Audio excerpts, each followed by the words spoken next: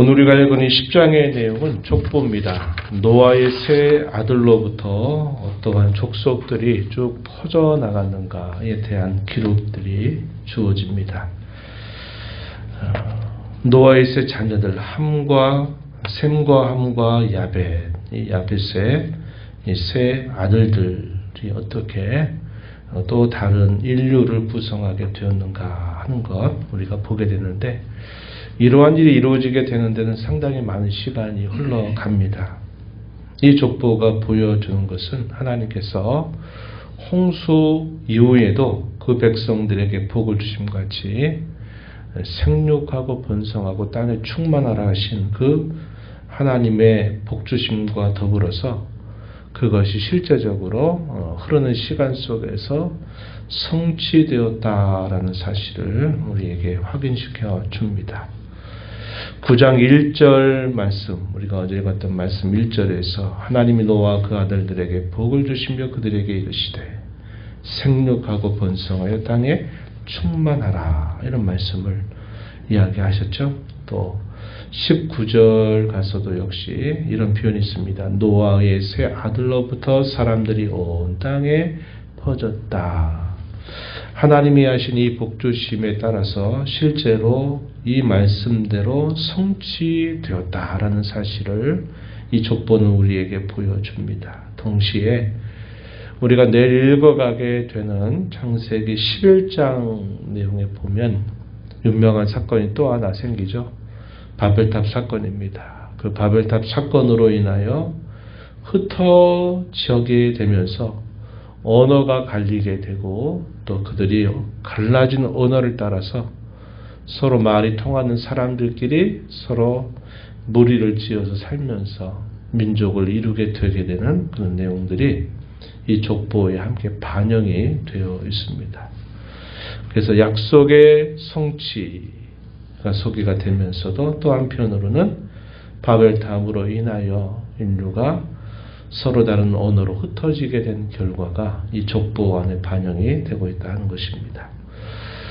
야벳의 후손이 먼저 소개가 되고요. 함 그리고 셈의 자손으로 소개가 되는데, 이렇게 소개되는 이런 순서가 소위 이스라엘 백성들이 머무르게 될 그 땅으로부터 멀리 떨어져서 거주하게 되는 그런 자손들부터 쭉 소개가 되고, 마지막에 셈의 자손이 소개가 되는 것은 이 셈의 자손이 어디를 차지하게 되느냐, 우리가 잘 아는 것처럼 가나안 땅을 차지하게 되죠. 이 가나안은 우리가 앞에서도 본 것처럼 함의 자식이었습니다. 이 함의 자식이 형들의 종들의 종이 되기를 원한다, 이렇게 노아가 예언적으로 기도했던 것처럼 이 가나안 족속들을 물리치고서 그 땅을 차지하게 되죠. 그래서 이 셈의 자손이 가장 늦게 소개가 되고 있다는 것입니다. 야벳의 후손이 대표적으로 소개되는 사람이 14명이 소개가 되고요. 그 다음에 함의 후손들이 30명이 소개가 됩니다. 그리고 셈의 후손이 26명, 합치면 약 70명 정도의 후손을 선택적으로 기록하고 있는 겁니다. 모든 후손들을 다 기록한 게 아니라 선택적으로 기록을 해요.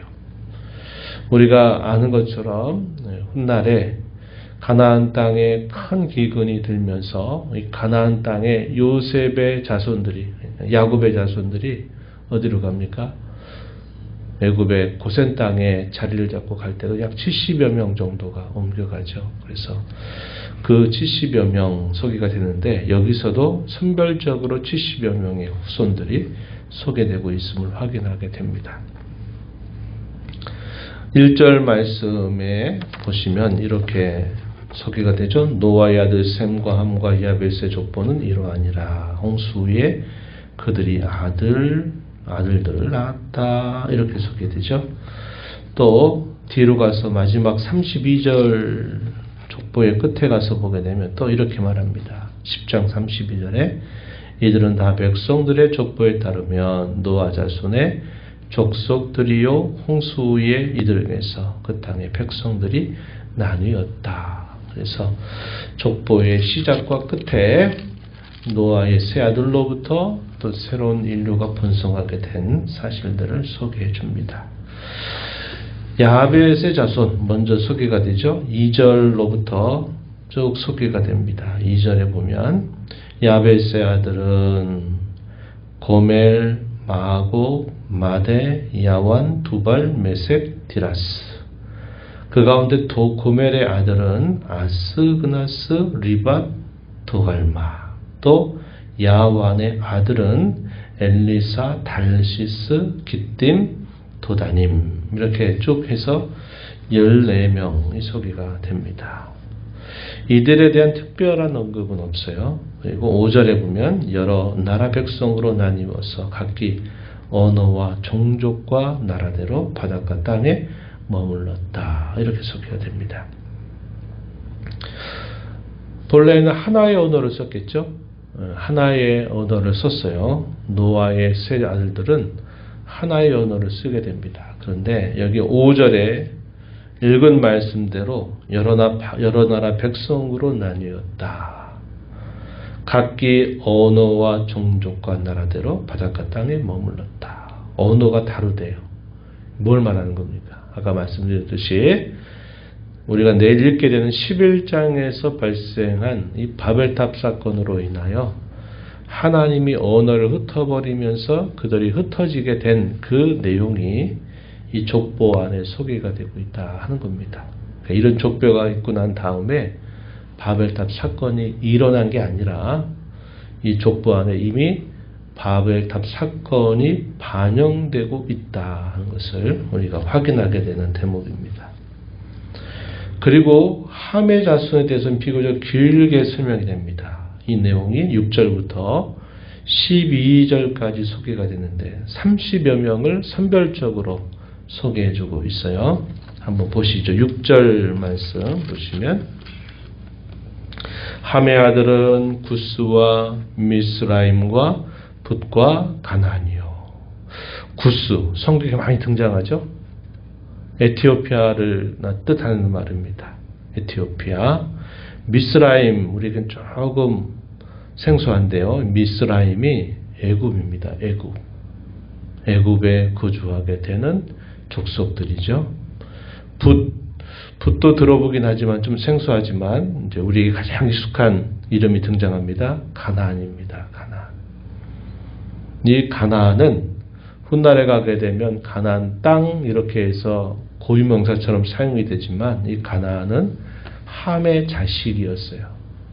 근데 우리가 앞에서 읽었던 것처럼 함이 아버지의 실수를 잘못 대처하게 된 일로 인해 가지고 어떤 예언이 주어졌는가. 우리가 읽었던 말씀 9장 25절 한번 다시 보시면 이렇게 표현되어 있습니다. 가나안은 저주를 받아 그의 형제의 종들의 종이 되기를 원한다. 이렇게 말합니다. 이 가나안은 함의 자식 중 한 명이었죠. 이 가나안이 형제의 종들의 종이 된다. 이 말은 정복을 당하게 된다 하는 것을 예언한 말씀이죠.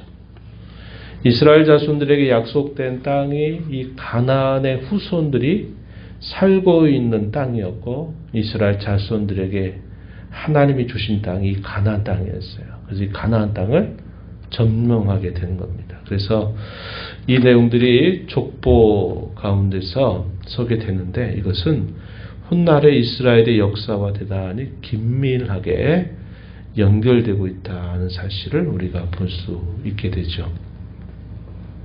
7절에 구스의 아들들 해서 쭉 소개가 됩니다. 스바, 하윌라, 삽다, 라마, 삽드가 이렇게 구스의 아들들, 에티오피아의 조상들을 소개해주고 있고 특별하게 소개되고 있는 한 인물이 있습니다. 8절부터 길게 12절까지 이 구스가 누굴 낳았느냐? 니므롯을 낳았대요. 이 니므롯은 세상의 처음 용사들과 같다.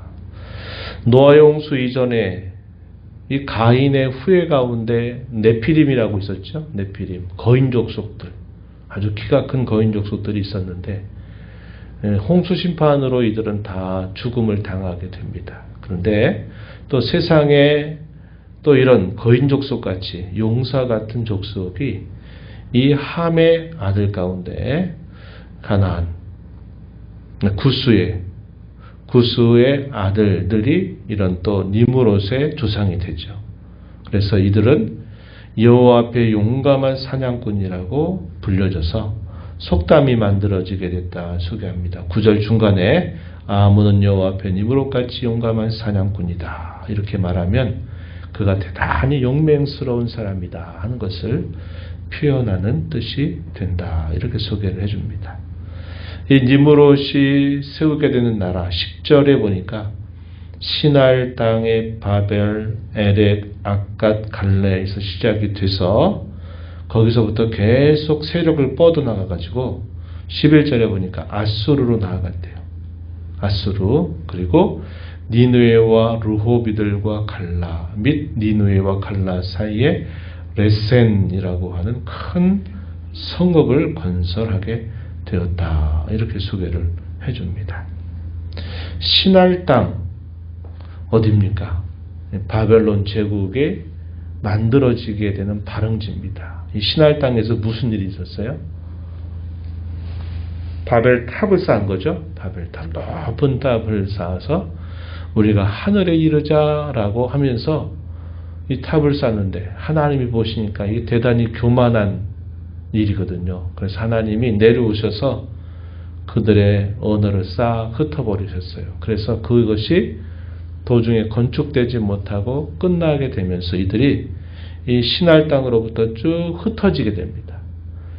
이들 가운데 이 니므롯 족속들이 큰 역할들을 했다 이 말이죠. 힘이 세고 용사라 부르니까 하나님 앞에서 악한 일을 도모하는 데 앞장섰던 족속이 된 겁니다. 그래서 그들이 큰 성읍을 건축하게 되는데 결국 훗날의 역사 속에서 이 바벨론 제국이 형성이 돼가지고 세계를 제패하고 나중에는 이스라엘을 삼켜버리는 일이 있게 되죠. 그 배경이 바로 여기에서 시작이 된다. 이렇게 소개를 해줍니다. 13절에 미스라임 아까 소개한 것처럼 애굽을 말해요. 애굽 나라를 이루게 된 조상들을 소개합니다. 미스라임은 13절에 루딤, 아나밈, 르하빔, 납두임, 바드루심, 가슬, 루힘, 갑도림을 낳았다. 그리고 특별히 14절에 가슬 루임에게서 블레셋이 나왔다. 이 블레셋 이스라엘과 대적 관계를 많이 이룬 나라죠. 이 가나안 땅 서쪽의 해변 지역에 거주하면서 아주 포악한 족속으로 알려져 있었던 이들도 이 미스라임이라고 하는 조상 아래에서 뻗어나간 족속이다. 이렇게 소개를 해줍니다. 그리고 이제 가장 마지막에 소개되는 족속, 가나안 족속입니다. 15절, 가나안은 시돈과 엣을 낳고 여부스, 아모리, 기르가스 많이 들어봤죠? 히위 족속, 알가 족속, 신 족속, 아르와 족속, 스말 족속, 하마 족속을 낳았다. 이로 가나안 자손의 족속이 흩어져 나아갔더라. 이스라엘 자손들이 거주할 땅을 이 가나안의 후손들이 그 땅을 차지하면서 여러 족속을 이루었다. 이렇게 소개를 해줍니다. 이들이 결국은 이스라엘 백성들에 의해서 이 셈의 자손들에 의해서 정복당하게 되는 일이 훗날에 일어나게 된다 하는 겁니다. 21절 가서 보면 셈의 자손이 26명이 선별적으로 소개됩니다. 셈의 후손들 21절에 셈은 에벨 온 자손의 조상이고 야벳의 형이다. 그에게서 자녀가 출생하였는데 셈의 아들은 엘람, 아수르, 아르박삿, 룻과 아람 이렇게 소개됩니다. 여기 소개되는 아수르는 역사 속에서 소개되고 있는 아수르, 우리가 앞에서 읽었던 이 아수르와는 다른 동명이인을 말합니다. 그리고 25절 가서 보면요. 여기서 우리가 주목할 인물이 나와요. 에벨이 두 아들을 낳았는데 하나의 이름은 벨렉이라 하였다. 그때 세상이 나뉘었으며 벨렉 아우의 이름은 욕단이라. 에벨에게서 벨렉이라고 하는 아들, 밑에 보니까 뭐라고 써 있습니까? 나누어졌다, 흩어졌다, 이걸 말해요. 이때 바로 바벨탑 사건이 벌어지게 됐다 하는 사실을 소개해주고 있는 부분입니다. 하나님 앞에 교만하여 이 사람들이 탑을 높게 쌓게 되면서 하나님이 그것을 벌하셔가지고 언어를 흩어버리시게 되는 그때에 이 벨렉이라고 하는 아들이 태어나게 되었다. 이렇게 소개를 해주고 있다 하는 것입니다. 그래서 이 10장에 기록되고 있는 노아 세 아들의 족보는 그 훗날에 우리가 내일 읽게 되는 이 바벨탑 사건까지 포함해서 이 세 아들로부터 또 인류를 구성하게 되는 그 모든 배경들이 소개가 되고 있다 하는 것이죠. 초대에 말씀드렸듯이 하나님의 말씀은 반드시 실현된다 하는 사실을 우리는 역사 속에서 또다시 확인합니다. 그리고 이 인류가 이렇게 하나의 언어가 아니라 흩어지게 된 배경, 곧 하나님께 대한 교만, 이 교만이 원인이 돼서 하나님이 이 교만을 흩으시기 위하여 언어를 흩어버리셔서 각 나라들로 이렇게 다 갈라지게 되었다 하는 겁니다. 그래서 인류 역사가 어떻게 시작이 되고 그 역사로부터 오늘의 이렇게 수많은 인종들이 어떻게 이루어지게 되었는가 하는 것에 대한 근본적인 역사를 오늘 우리가 있는 10장의 내용은 소개를 해줍니다. 인류의 언어가 나중에는 다시 하나로 모아지겠죠. 범죄로 인하여 하나님이 벌 주심으로 말미암아 언어가 다 흩어져 버렸지만 하나님께서 마침내 이 언어를 이제 하나로 또 만드실 겁니다. 언제 그럴까요? 주께서 재림하시게 되면 이제 언어가 하나로 다 다시 모아지게 될 거예요. 그리고 이러한 하나의 계기를 보여줬던 사건이 하나 있었죠. 언제입니까? 오순절 성령께서 강림하셨을 때 언어가 다르는데 성령께서 그들의 언어가 통하도록 하나님의 큰 일을 말하게 하시려고 다른 외국어 방언을 말하게 하신 겁니다. 그래서 그 오순절이라고 하는 명절을 지키기 위하여 세계 여러 곳에 흩어져 있었던 유대인들, 이 유대인들이 예루살렘에 방문하면서 자신들이 살고 있는 땅의 언어로 막 이들이 말하는 것을 보고 깜짝 놀라게 되죠. 이게 도대체 어떻게 된 일이냐. 깜짝 놀라게 되는 일이 있어요. 그게 성령께서 강림하시게 될 때 이루어졌던 하나의 큰 사건이었다 하는 겁니다. 우리는 그날을 소망하면서 살아가고 있는 것입니다. 적버름은 어떤 생각이 들어요? 참 그 당시에는 막 천하에서 주인공처럼 다 산 것처럼 보이지만 그러나 성경의 표현대로 우리 인생은 마치 풀과 같아서 풀이 마른 것처럼 우리의 인생은 금방 영화를 꽃을 피우고 금방 시든 것과 똑같다 하시는 말씀을 우리가 떠올립니다. 그러나 하나님의 말씀은 영원히 변치 않고 그 말씀은 분명히 선다 하는 것을 우리가 확인해요. 이사야서 40장 8절에 그렇게 말합니다. 풀은 마르고 꽃은 시들지만 우리 하나님의 말씀은 영원히 설 것이다. 이렇게 말합니다. 모세는 광야 40여 년의 세월을 되새겨보면서 시편 90편에서 또 이렇게 하나님 앞에 기도를 올렸어요. 우리 연수가 70이고 강건하면 80이라도 수고가 슬픔뿐 신속히 간다. 이렇게 고백하면서 우리의 인생을 계수하는 지혜를 달라고 하나님 앞에 간절하게 기도 올립니다. 우리의 인생은 그와 같이 하나님 앞에서는 잠시 잠깐 머물다 떠나가는 인생이에요. 그런데 그런 인생을 복되게 하셔서 영원을 잇대어 살아가게 하시는 은혜를 감사하면서 우리의 남은 생애를 헛된 것에 마음 빼앗기지 말고 주님과 그의 나라를 위해서 값지게 살아가는 저와 여러분이 되어야 하겠습니다.